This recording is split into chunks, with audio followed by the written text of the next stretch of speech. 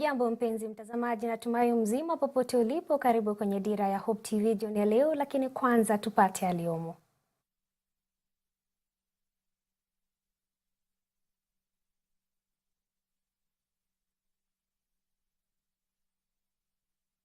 Langu jina ni Doli Mirigi, karibu tuandamane hadi tamati.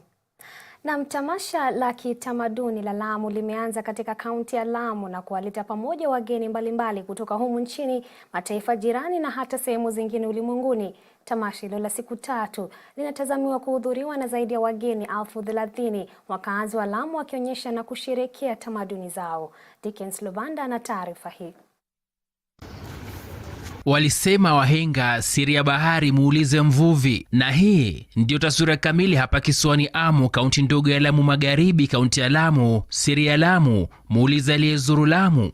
Eneo hili laendelea kuwapokea mamia ya wageni kutoka sehemu mbalimbali na pembe zote za Kenya na ulimwengu mzima kwa minajili ya sherehe za aina yake, sherehe za kitamaduni za Lamu zilizong'oa nanga Alhamisi ya Novemba 24 kabla ya kutamatika Jumamosi ya Novemba 26. Tumepata kiongozi bora na ametuwekea culture kuweza kupromote hizi kazi zetu ambazo ni tangu wazee walikitengeza tangu kwa mikono mpaka hii leo sasa tunatengeneza kwa mashini, lakini bado ni culture na wageni mbalimbali wameweza kuja, tumeonana nao, tumefurahi. Tamasha hili ambalo huandaliwa kila mwaka na serikali ya kaunti limepezwa na wakazi kwa muda wa miaka 5 sasa, kwani mkurupuko wa janga la COVID-19 ulibana maandalizi yake, hivyo basi kwa kukosesha wakazi fursa kabambe ya kutangamana na kuweka wazi biashara zao kwa umma kama ilivyo ada.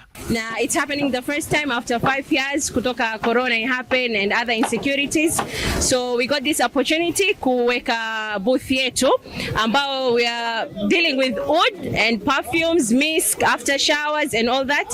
Sa udi ni utamaduni wetu na watu kutoka kitambo walikuwa wapenda kujifukiza, so nimeona niwaletee na niwakumbushe everything about oud. Lamu inajulikana kwa mambo ya utalii, na kwa bahati mbaya hii regime iliyopita hawakuona umuhimu wa kama hii cultural festival, na vile vile tumejitayarisha kikamilifu. Hii pwani kulikuwa kumejaa makios, mji ulikuwa mchafu, tumesafisha, na vile vile tuliweka pesa kwa mambo ya maji, visima vya maji tumetengeneza. Sherehe hizi ambazo zatambuliwa na Umoja wa Mataifa kama tamaduni za kale na zinazofaa kuhifadhiwa ipasavyo ni kubwa zaidi kuwahi kufanyika tangu kuanza kuadhimishwa miaka 20 iliyopita. Kulingana na viongozi wakuu wa serikali ya kaunti ya Lamu, wageni 30,000 wakitarajiwa kuhudhuria. Tunaona tutakuwa na wageni karibu 30,000. Lamu yenyewe population yake ni karibu 30,000. Kwa hivyo tunaona tuta double hiyo namba. Tayari kutoka jana, hata kabla festival haijaanza, mji ulikuwa umejaa. Na sasa hii hata kupata accommodation imekuwa ni challenge.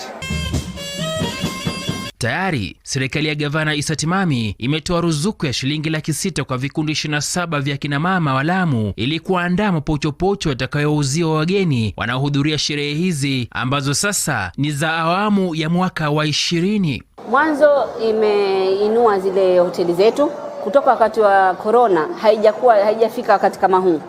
Sasa hii imewapatia moyo wale wameona pale wapi wa improve mahoteli yamejaa. Sasa watakuwa na moyo, wakipata faida watazimprove zile hoteli ziwe nzuri zaidi.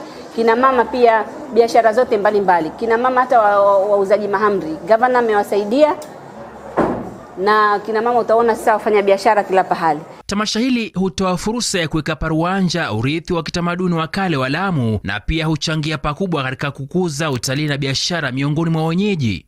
Fauka ya hayo, sherehe hizi za fani yake huonyesha ulimbwende wa Lamu, ustadi wa mapishi, sanaa na vitu vya asili, mavazi na bidhaa za kale zilizotengenezwa na wenyeji, ambavyo vyote huonyeshwa kando kando mwa bahari ya Hindi na kwenye lango la ngome ya Lamu maarufu kama Mkunguni Square. Kadhalika hutoa fursa ya mashindano ya punda na boti baharini. It's about my first time in Kenya, and I'm very fortunate today to be in Lamu because we didn't know this cultural festival was going on. So I get to take home great memories, great pictures, and just enjoy Kenya and all that it has to offer. Magoma yanayopigwa yote ni ya kutoka Lamu East. Goma la Siu, goma la Chundwa, goma la Ndau, goma la Barani. Wote ni watu wa Lamu East. Pia majahazi yanashindana. Almost 90% yanatoka Lamu East. Hizo biashara zote zinatufaidi watu wa Lamu East. Samaki wanaoliwa kwenye mahoteli ni watu wangu wa Lamu East wanaoleta. Mabalozi kutoka Kuwait, Saudia, Sudan, Denmark, Uholanzi, Ugiriki na naibu kamishna mkuu wa Uingereza tayari wamekwisha wasili ili kujionea utamu wa Lamu. Deacon Sulvanda, Dira TV. Shukran sana Luvanda kwa taarifa hiyo. Na tukisonga mbele ni kwamba viongozi wa muungano wa Azimio One Kenya wametetea makamishna 4 wa IEBC ambao hatima yao inajadiliwa na kamati ya bunge kuhusu haki na sheria. Wanne hao ambao ni Juliana Cherera, Justice Nyang'anya na Francis Wanderi na Irene Masit walitofautiana na mwenyekiti wa IEBC Wafula Chebukati kuhusu matokeo ya uchaguzi wa urais wa Agosti 9, hatua ambayo ilifanya Wakenya watatu Dennis Ndumbi, Geoffrey Langat na Awor Steve kuwasilisha hoja ya kutaka uondole ofisini. Katika kikao na wanahabari Alhamisi, vinara wa Azimio wakiongozwa na Raila Odinga wametaja malalamishi hayo yasiyokuwa na msingi, huku wakimkashifu Rais William Ruto kwa kutaka kulipiza kisasi. Alice Diana na mengi zaidi. Suala la kuondolewa afisini kwa makamishna 4 wa IEBC waliopinga matokeo ya uchaguzi wa urais wa Agosti 9 limezua hisia mseto miongoni mwa Wakenya na wanasiasa. Vinara wa muungano wa Azimio One Kenya ambao Alhamisi asubuhi walihudhuria vikao vya kamati ya bunge kuhusu haki na sheria inayojadili hatma ya makamishna hao 4 wanasema kuwa hatua hiyo imechochewa kisiasa. Akiwahutubia na habari jijini Nairobi, Raila Odinga ambaye alikuwa ameandamana na vinara wenza Martha Karua na Kalonzo Musyoka na wakili Makau Mutua alisema kuwa mpango huo wa kuwatimua makamishna Juliana Cherera, Justice Nyang'anya, Francis Wanderi na Irene Masit ni kinyume cha sheria na kudai kuwa Rais William Ruto anataka kurudisha nchi hii katika enzi za Nyayo. The administration is taking us back to the state of affairs last witnessed in the Nyayo regime of the 1980s. This kind of impunity, selective injustice and capture of institutions will have grave consequences. We are here to sound a warning. No one should lie to this regime that we will sit back and watch a return of the Nyayo regime by another name. Kiongozi huyo wa ODM amewashauri makamishna hao 4 kutohudhuria vikao vya JLAC huku akiapa kupinga hatua yoyote ya kuwadhalilisha wanaofanya kazi katika taasisi za serikali. The conduct of the commission was part of the election petition. None of the commissioners was found to have committed any offense. Only Chebukati was found to have acted unilaterally. This probe is therefore politically motivated. It is a continuation of the witch hunt mission that Ruto is on. It will turn into a nasty partisan fight at a time we need to unify the country and tackle our problems. In fact, we advise the commissioners to boycott it in the interest of constitutionalism and rule of law. Kiongozi wa chama cha NAK Kenya Martha Karua alidai kuwa ombi la kutaka makamishna 4 wa IEBC waondolewa afisini linalenga kuwazuia hasa naibu mwenyekiti Juliana Cherera kuchukua usukani muhula wa mwenyekiti wa tume hiyo Wafula Chebukati utakapowadia. Time is up. Let's have a panel for selecting another 3 commissioners of the IEBC and let the commissioners whose term is unexpired take over IEBC.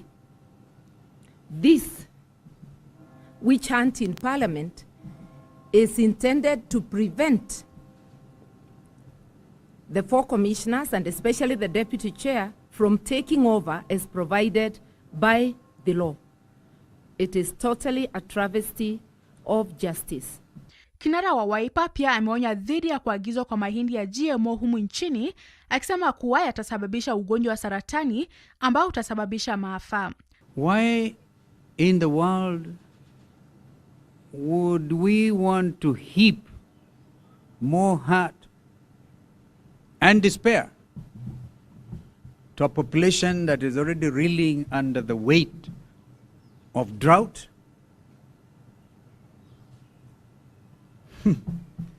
Compounded by GMO politics, GMO, without any public participation. And here I want to thank the Catholic Church for beginning to show leadership. We're not going to kill our people through GMO. And I think as Kenyans, we are very good at forgetting things very fast, but how do we forget about that which is going to kill us with cancer? Nikiripotia Dira ya Hope TV, mimi ni Alice Diana. Shukran sana Alice kwa taarifa hiyo. Na tukiachana na hayo ni kwamba mwanahabari wa kituo kimoja cha habari nchini ameripotiwa kushambuliwa na maafisa usalama wa mkewe naibu rais Dorcas Rigathi wakati wa hafla ya kusambaza chakula cha msaada kwa Gatanga, kaunti ya Murang'a. Mwangi Miruri, mwanahabari wa Daily Nation katika kaunti hiyo, aliripotiwa kutoa simu yake ya rununu ili kurekodi hafla hiyo kabla ya maafisa wake mkewe naibu rais kumvamia na kumvuta nje ya hafla hiyo. Kisa hicho kiliendelea kwa dakika chache kabla ya afisa mmoja kumzaba kofi Miruri, jambo lilosababisha wanahabari wenzake kuingilia kati na kuwataka maafisa usalama kumwachilia.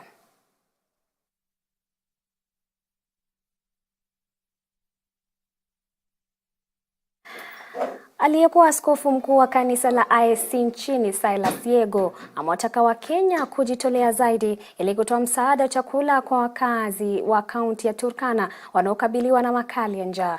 Akizungumza wakati wa kuwapa wakazi wa kaunti ya Turkana chakula cha msaada, Askofu Yego alisema hali inazidi kuwa mbaya zaidi kwenye kaunti hiyo, wengi wa watoto na kina mama wakiathirika na baa la njaa. Aidha, wakazi eneo hilo wanasema mifugo wao wameaga dunia, hivyo basi hutegemea wahisani watakaojitokeza na kuwapa chakula.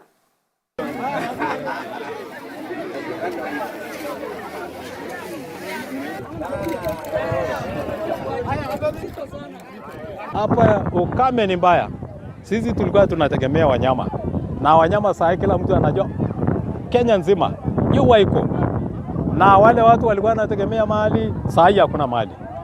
Sisi tunaangalia Mungu na watu wa makampuni na makanisa na serikali kwenyewe. Sisi tunajua kwamba serikali iko atatusaidia, na tunashukuru kwa sababu serikali iko karibu na sisi. Tunashukuru kwa ile msaada ametusaidia. Mungu atasaidia nyinyi. Wale watu walikuwa wanaletea sisi chakula. Nyinyi mmesaidia watu wengi, watoto pamoja na wamama. Sasa tusome, tunafurahi sana. Tunafurahi. Mahali hii chakula ilikuwa natoka, Mungu atasaidia mpaka ijaze, atasaidia sisi. Sisi tunafurahi sana. Wamekuja watu zaidi ya 500 na kila mtu anakuja na mfuko, anataka chakula. Tumejaribu tuhesavyo kupatia kila mtu chakula kidogo kidogo, marakwe pamoja na shifted maize.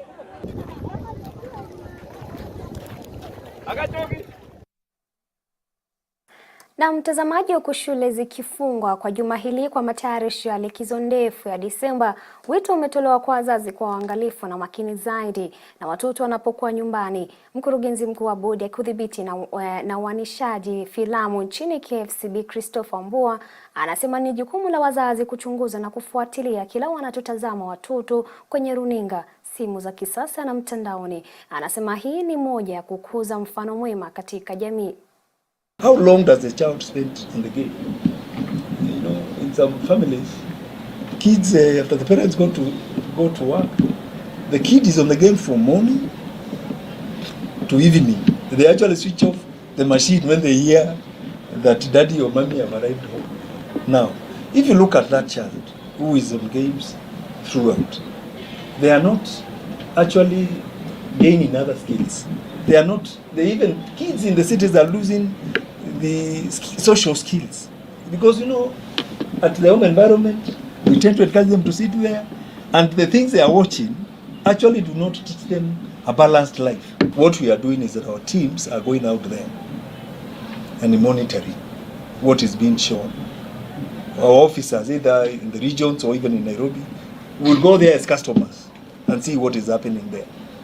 And usually what we are saying is that if you are distributing a movie and a game, audiovisual game is a few, those outlets have a license from KFCB. They have an exhibition or distribution license from KFCB. And we are telling the operators of these video dens that they need to comply with the requirements of the law, because they're not supposed to admit minors when content that is adult is either showing or being exhibited. Na kwa ushirikiano na shirika la maendeleo ya muungano wa mataifa barani Afrika AUDA, katibu mkuu wa mipango ya kiuchumi Saitoti Torome amefungua rasmi warsha ya kujenga uwezo wa utekelezaji wa ajenda Afrika ya mwaka wa 2063 jijini Nairobi. Torome alisema kuwa Kenya ni mojawapo ya nchi zinazojiunga na ajenda hiyo ya Afrika ya mwaka wa 2063 na kutokeza kuwa inaenda sambamba na ajenda ya maendeleo ya mwaka wa 2030 ambapo uchumi wa Kenya utaimarishwa kufuatia mikakati ambayo yatekelezwa na mkutano huo katika awamu ya pili ambao utaanza mwaka wa 2024. Gloria Musimbi na zaidi. Katibu mkuu wa mipango ya kiuchumi Saitoti Torome amefungua rasmi warsha ya kujenga uwezo wa utekelezaji wa ajenda ya Afrika ya mwaka 2063 inayolenga kuboresha ukuaji wa mataifa ya Kiafrika kimaendeleo. Kwa ushirikiano na shirika la maendeleo ya muungano wa mataifa barani Afrika AUDA, warsha hiyo ya siku 2 inalenga kuonyesha jinsi ajenda ya Afrika ya mwaka 2063 italingana na mipango ya maendeleo ya kitaifa na ya ndani na kushughulikia masuala ya sasa yanayoathiri nchi kama vile ukame, umaskini miongoni mwa wengine. Ajenda hiyo ya miaka 50 imegawanywa katika awamu 5 ambako ya kwanza inapaswa kuisha mwaka 2023. Awamu hiyo ya kwanza hata hivyo imekabiliwa na changamoto tofauti.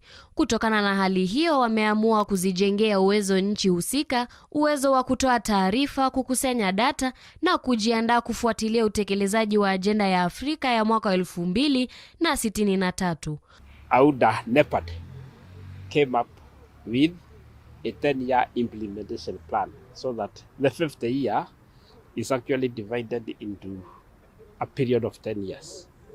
And the first phase of implementation is actually coming to the end in 2023 because it started in 2013.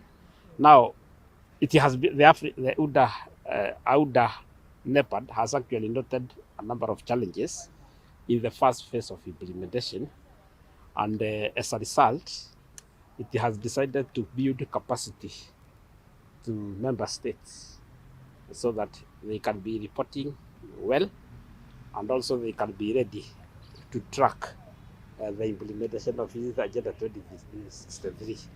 Kulingana na Torome, umaskini ni matokeo ya mipango duni ya kiuchumi, na iwapo serikali itaendelea kutekeleza mageuzi ya kiuchumi, kuimarisha kilimo, kutekeleza mpango wa bottom up na kupanua uchumi kwa kukuza biashara ndogo ndogo, uchumi utaimarishwa na umaskini kupungua. When we continue to implement economic reform, we expand our economy, people get jobs.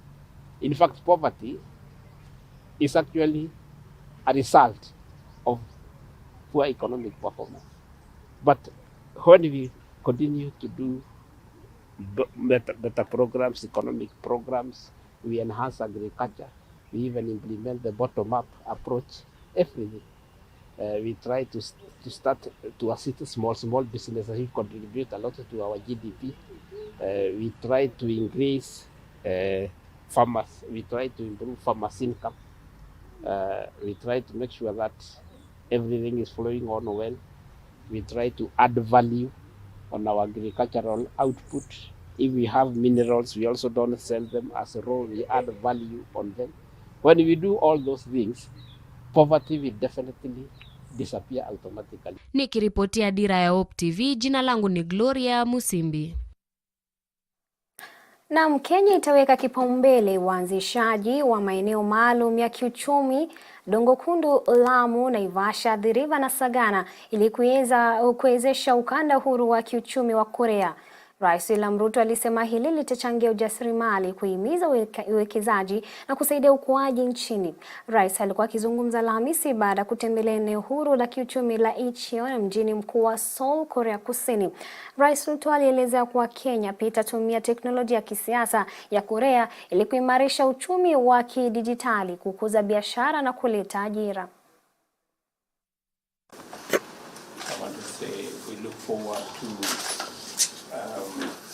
Working with your great institute so that we can leverage on the expertise that exists, the networks that exist, to knowledge around the world. We will be working closely with our Kenya Medical Research Institute in Nairobi. We have some capacity that can provide the foundation for the work that is going into this project and program, and prepare to work with your institute and other stakeholders. We'll and finish, maybe begin there, then progress. There can be an unnecessary crisis whenever you need vaccines at short notice, especially in the context of what we saw in the COVID pandemic. Naam, kufikia hapo sina la ziada mpenzi mtazamaji. Shukran kwa kuungana nasi hadi wakati mwingine Maulana atakaporidhia. Nafahamika kama Dolly Mirigi Mbuvi. Alamsiki.